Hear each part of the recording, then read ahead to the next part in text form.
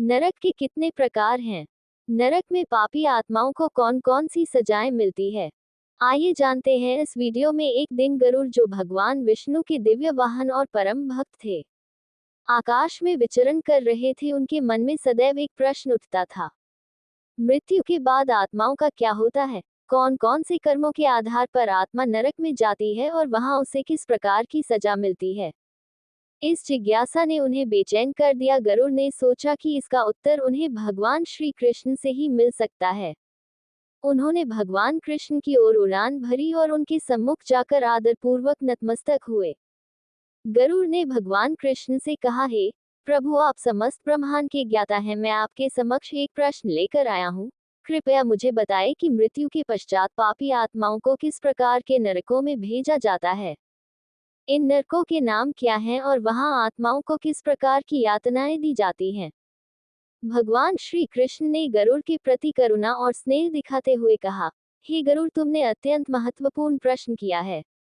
इस संसार में हर कर्म का फल अवश्य मिलता है, चाहे वह पुण्य हो या पाप। जिन आत्माओं ने जीवन में पाप किए हैं, उन्हें विभिन्न नरकों में भेजा जाता है, जहां उन्हें उनके कर्मों के अनुरूप दंड दिया जाता है। यह नरक आत्मा को शुद्ध करने के लिए होते हैं, ताकि वह अपने पापों का प्रायश्चित कर सके और आगे की यात्रा में मोक्ष की ओर अग्रसर हो सके।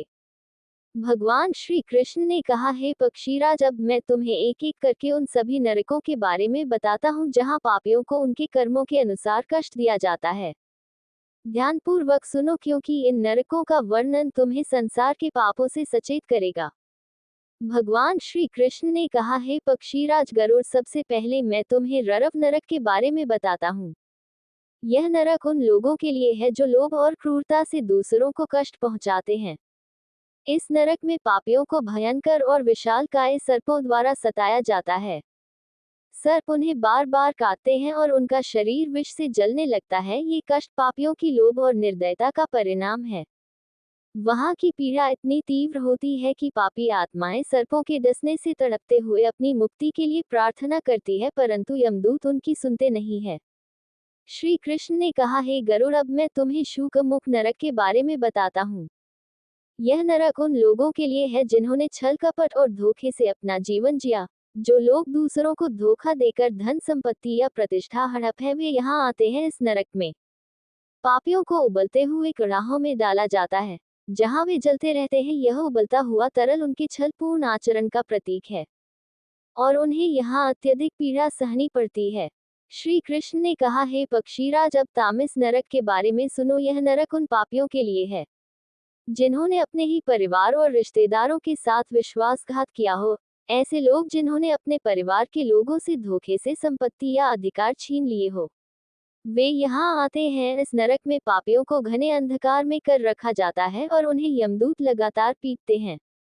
उनका दंड इतना भयानक होता है कि वे दर्द से चिल्लाते हैं, परंतु उनके कष्टों का अंत नहीं होता।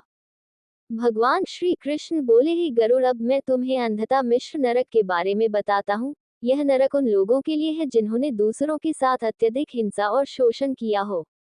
ऐसे लोग जिन्होंने दूसरों के जीवन को नष्ट किया हो, वे यहाँ आते हैं। इस नरक में आत्माओं का शरीर विकृत हो जाता है और उनकी मानसिक अवस्था इतनी बिगड़ जाती है कि वे पागल हो जाते हैं।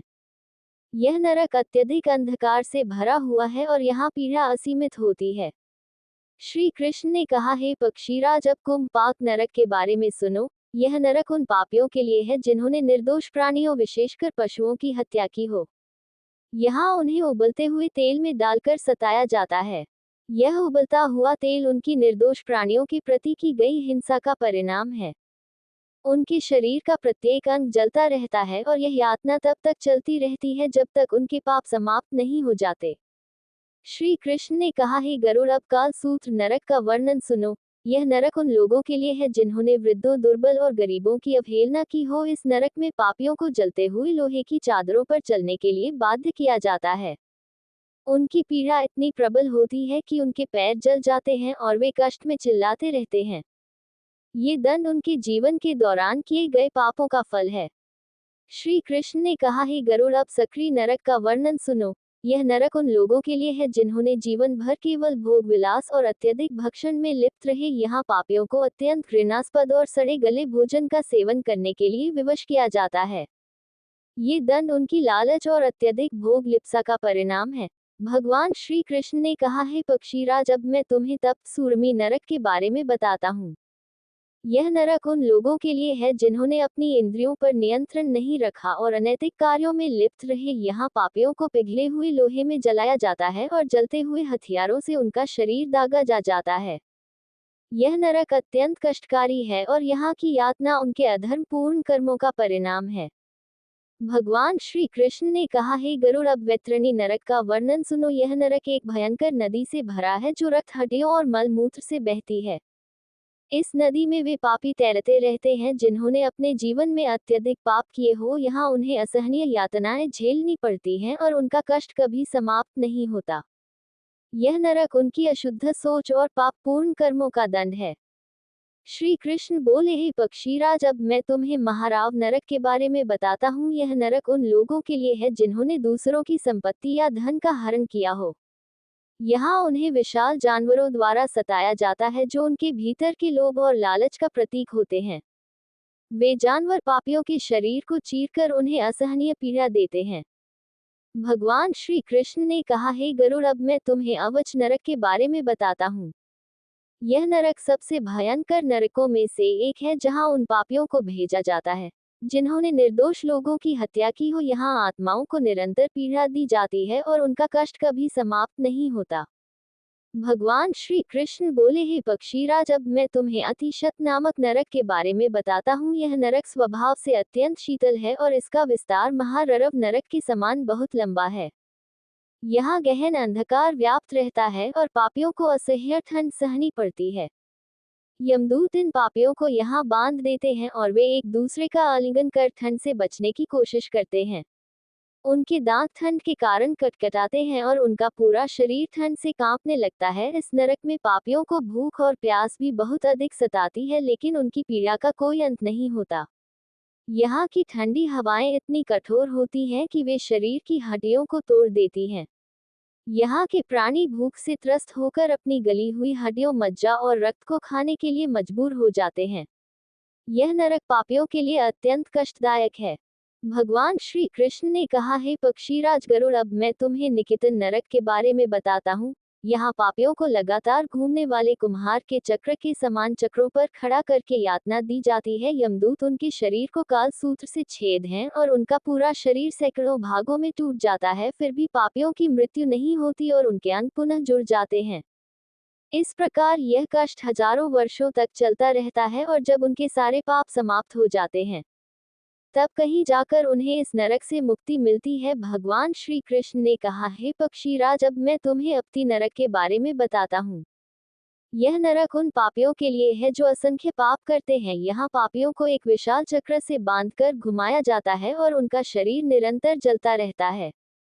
इस चक्र के घूमने से उनकी आंतें बाहर निकल आती हैं और उनकी पीड़ा असहनीय होती है। यह नरक पापियों के लिए अत्यंत दोहकदायी है। भगवान श्री कृष्ण बोले, हे गरुड़, अब असपवन नामक नरक का वर्णन सुनो। यह नरक अत्यंत भयानक है और 1000 योजन में फैला हुआ है। इसकी भूमि निरंतर अग्नि से जलती रहती है और तलवार के समान धारदार पत्तों से युक्त वृक्ष इस नरक में है। पापियों को जब यहाँ चलने के लिए विवश किया जाता है तो उनके ऊपर यह पत्ते गिरते हैं और उनके शरीर को काट देते हैं। यहाँ शीत स्निग्ध पत्र नामक वन भी है जहाँ मांसाहारी कुत्ते विचरण करते हैं और पापियों के शरीर के टुकड़ों को खाते हैं। यहाँ का ताप और शीत दोनों ही पापियों के लिए असहनीय होते हैं। इस नरक की पीड़ा असहनीय होती है और यह पापियों को उनके क्रूर और अहंकारी कर्मों का फल है। 9 श्री कृष्ण ने कहा, हे पक्षीराज, अब मैं तुम्हें तप्त कुंभ नरक के बारे में बताता हूँ। यह नरक अत्यंत भयानक है जहाँ चारों ओर उबलते हुए तेल से भरे हुए गरम गरम घड़े रखे रहते हैं। इन घड़ों में पापियों को औंधे मुंह डाल दिया जाता है। उनका शरीर इस उबलते हुए तेल में गलने लगता है और यमदूत उनके सिर, हड्डियों और मांस को नुकीले हथियारों से छेद है गिदाकर पापियों के मांस को खींचते हैं और उनका कष्ट भयानक होता है। भगवान श्री कृष्ण ने कहा, हे पक्षीराज गरुड़, अब मैं तुम्हें तप्त लौह नरक के बारे में बताता हूँ। यह नरक उन पापियों के लिए है जो निषिद्ध पदार्थों का व्यापार करते हैं, जैसे मांस का विक्रय, या जो स्वामी भक्त सेवकों का परित्याग करते हैं। इस नरक में पापियों को जलते हुए लोहे के खंडों से सताया जाता है, उनके शरीर को गर्म लोहे की पट्टियां से दागा जाता है और लगातार कष्ट दिया जाता है। ये दंड उनके जीवन के दौरान किए गए अनैतिक कर्मों का फल है। श्री कृष्ण ने कहा, हे गरुड़, अब मैं तुम्हें महाज्वाल नरक का वर्णन करता हूँ। यह नरक उन लोगों के लिए है जिन्होंने वेदों का अपमान किया हो या वेद विक्रेता हो। इसके अलावा जो गुरु का अनादर करते हैं या अगम्य स्त्री के साथ सहवास करते हैं, उन्हें भी इस नरक में भेजा जाता है। यहाँ पापियों को भयंकर अग्नि में डाल दिया जाता है और वह अग्नि उन्हें निरंतर जलाती रहती है। उनका कष्ट इतना तीव्र होता है कि वे असहनीय पीड़ा में रहते हैं, और यह पीड़ा तब तक चलती रहती है जब तक उनके पापों का पूरा दंड नहीं मिल जाता। भगवान श्री कृष्ण बोले, हे पक्षीराज, अब मैं शल नरक के बारे में बताता हूँ।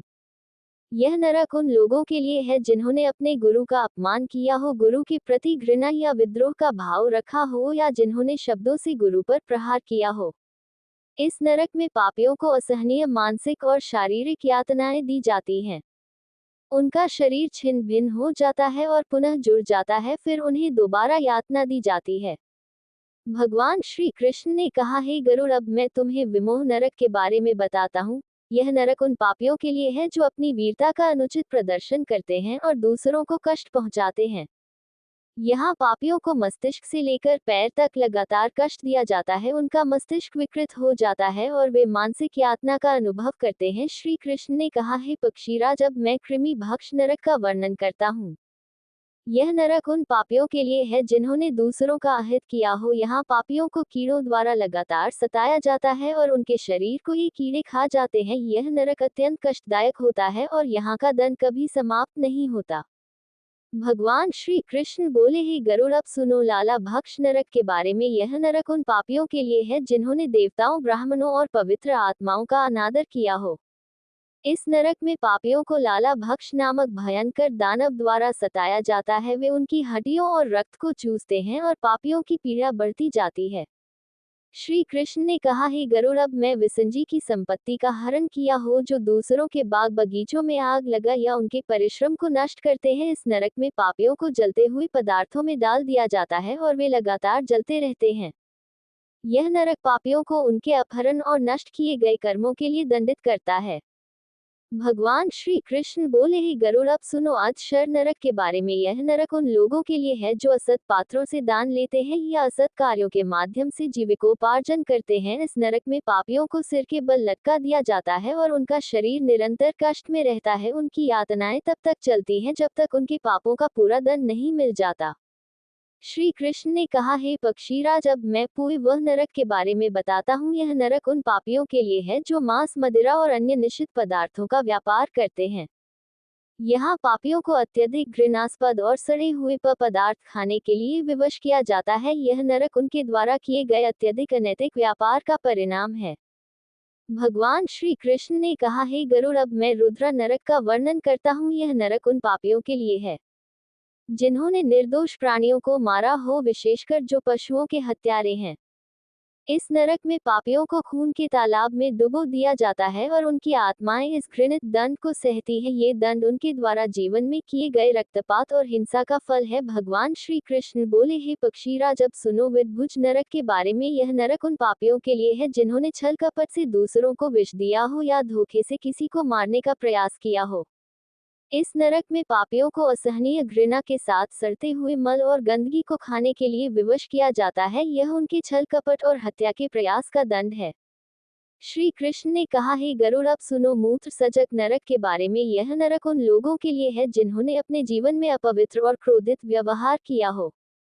इस नरक में पापियों को जलते हुए मूत्र की धारा से सताया जाता है और वे अत्यधिक कष्ट का अनुभव करते हैं। श्री कृष्ण बोले, हे गरुड़, अब सुनो अग्निज्वाल नरक का वर्णन। यह नरक उन पापियों के लिए है जिन्होंने निर्दोष प्राणियों का शिकार किया हो। इस नरक में पापियों के शरीर को जलते हुए अग्नि के द्वारा नोचा जाता है और कौवे उनके शरीर को खा जाते हैं। ये दंड उनके हिंसक कर्मों का परिणाम है।